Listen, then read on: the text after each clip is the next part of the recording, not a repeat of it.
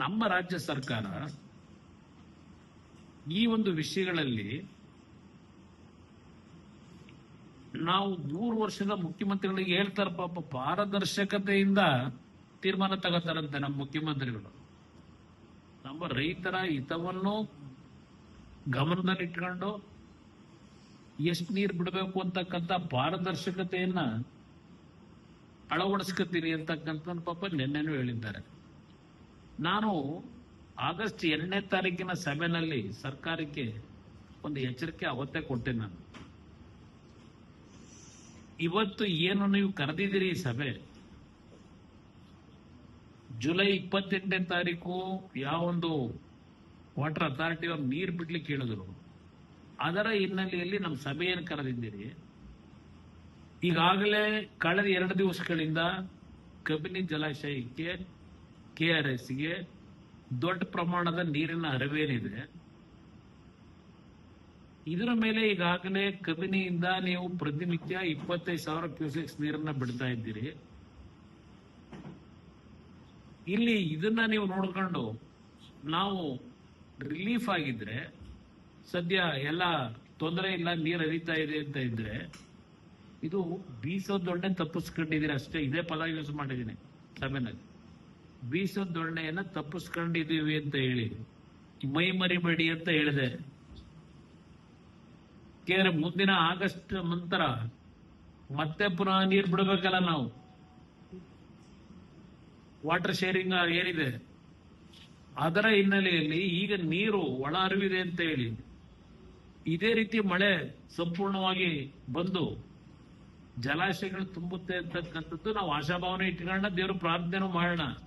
ಆದರೆ ಏನಾದರೂ ಪರಿಸ್ಥಿತಿಗಳು ಹದಗೆಟ್ರೆ, ನೀರಿನ ಮಳೆಯ ಒಂದು ಕೊರತೆ ಬಂದು ಮತ್ತೆ ಮುಂದಿನ ತಿಂಗಳಿಂದ ಸಮಸ್ಯೆಗಳು ಶುರು ಆಗುತ್ತೆ ಆಗಸ್ಟ್ ಎಂಡ್ನಲ್ಲಿ, ಇದಕ್ಕೆ ಯಾವ ಕ್ರಮ ತೆಗೆದುಕೋಬೇಕು ಅನ್ನೋದ್ರ ಬಗ್ಗೆ ಮುಂಜಾಗ್ರತೆ ಕ್ರಮ ತಗೊಳ್ಳಿ ಅನ್ನೋದನ್ನ ಸಭೆಯಲ್ಲಿ ಹೇಳಿದೆ. ಇವತ್ತು ಆ ಪರಿಸ್ಥಿತಿ ಬಂದು ನಿಂತಿದ್ದೇವೆ. ಈಗ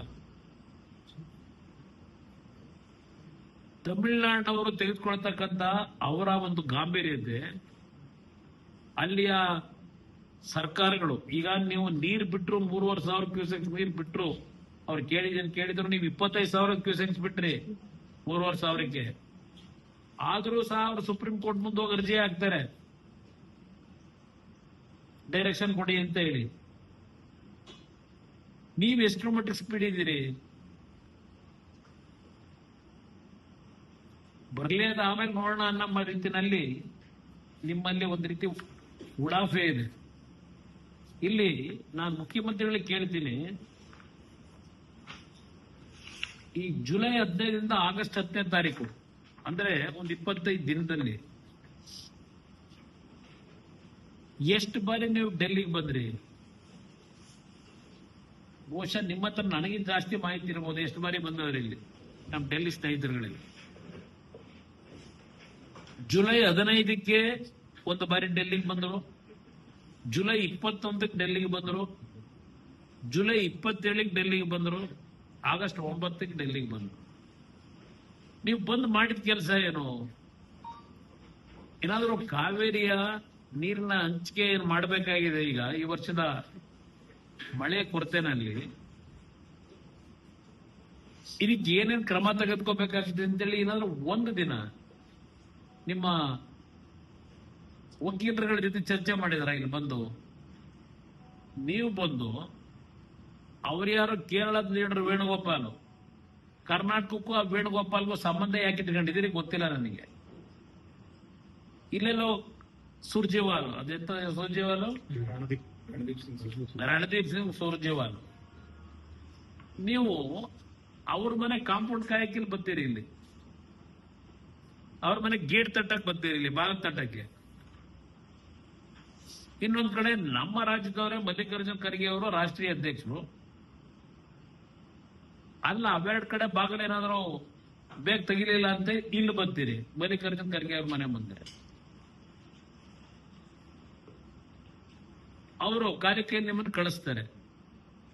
ನೀವು, ನಾನು ಅದನ್ನ 1 ತಿಂಗಳಿಂದ ನೋಡಿದ್ದೇನೆ, ನಿಮಗೆ ರಾಜ್ಯದ ಜನತೆಯ ಹಿತಾಸಕ್ತಿಗಿಂತ ಹೆಚ್ಚಾಗಿ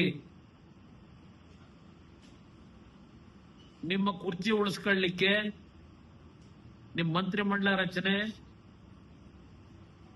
ಅಲ್ಲಿನ ಕ್ಯಾಬಿನೆಟ್ ನ ಪೋರ್ಟ್ಫೋಲಿಯೋಗಳು ಮಂತ್ರಿಗಳಿಗೆ